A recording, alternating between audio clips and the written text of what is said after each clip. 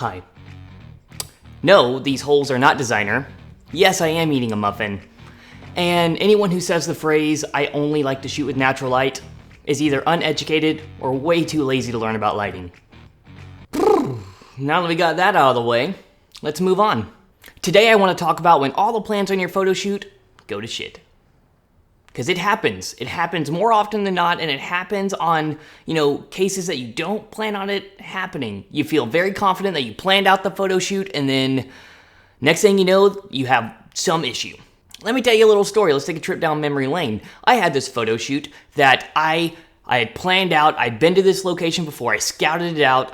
Like I said, I shot there once before, and I wanted to do this sunset, really pretty orange light picnic shoot.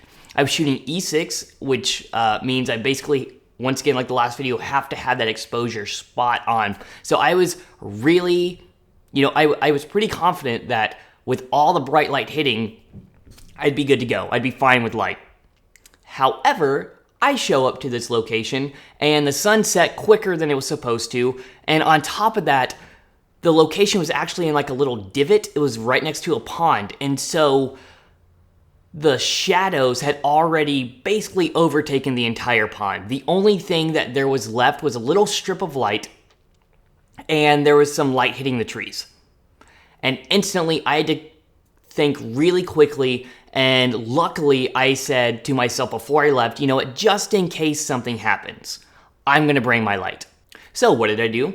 I brought out the light, and I didn't have my digital camera to test out shadows and whatnot, but I did have a light meter so I can at least measure stuff, and I just had to totally guess. And my idea was I'm going to take the direction of the sun, put the big softbox right around it, and hopefully the light going on will spill enough to where it looks like the natural sunlight's hitting, but then also you still have the nice pretty sun, light from the softbox.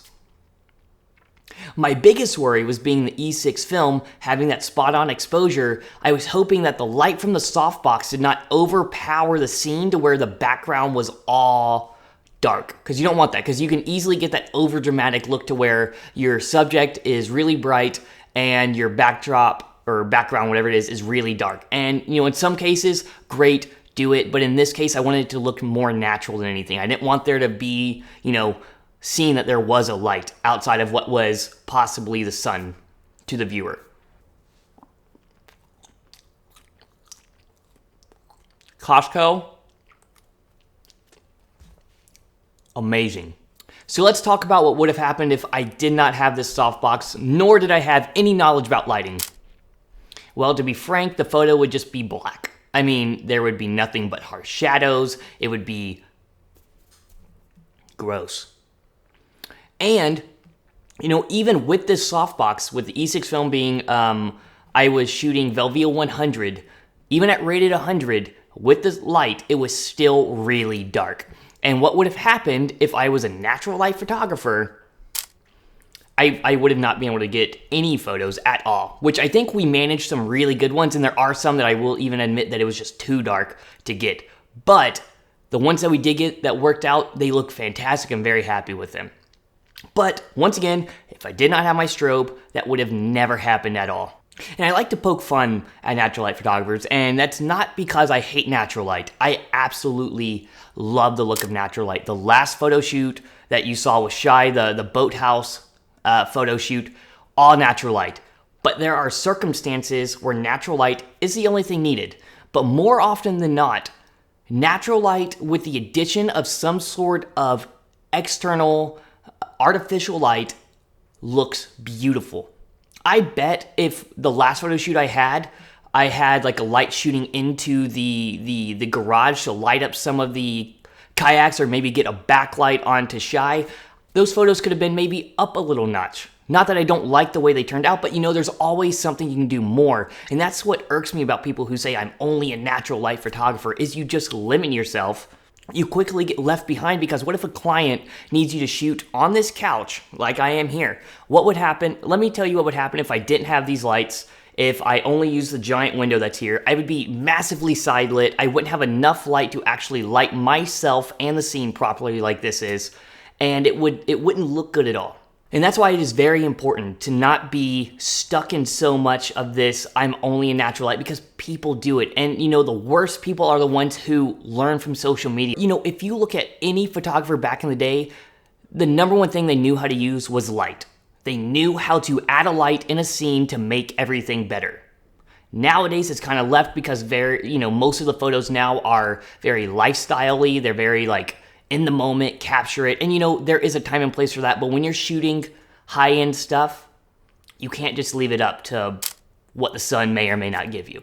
Anyway, little rant for the day. I hope you enjoyed the photo shoot. Little behind the scenes of it. We were doing this, what was supposed to be a sunset picnic shoot, but I turned it into more of a twilight shoot because the light was so low. Velvia, you can see the green that was in the shadows that I actually took out because I hate green, like I said last time, and a lot of it turned red, and so the tones of it are very red and orangey, so it does look good, like there is some sun setting down and there's just enough hitting her to glow orange. That was kind of the idea I was going with because I knew it was going to be pretty dark. In the background, the trees are still lit up a little bit, which I think there's a big depth to these images. It's crazy that it goes light to dark to the sun hitting up top of the trees, and it kind of gives another more lit point of view. And then the very final shot, it was fully dark just about, and all I had was that strobe, and it was kind of neat to make it seem like there was a strip of light coming through the trees with the twilight up at the top of the sky. I think it turned out really well. A little side note, I had a little glow filter on the front of the camera, so it gave it that really cool glow that you're seeing. So if you've noticed the highlights and everything were kind of like this specular fall off, it's really pretty, glow effect. That was just a filter. And another side note, we were battling ants the entire time because I decided to put the blanket on an ant pile. Oh, sideways, holy shit. Ants, a lot of ants. And I don't know how they didn't take over, but thank God they didn't. Anyway, I hope you guys enjoyed this video. Please learn lighting. Please, if that's one thing you take from this video, don't put blankets over ants and learn lighting. And Costco has really good muffins. Those are the 3 main lessons you can learn from this. Anyway, tune in for the next video.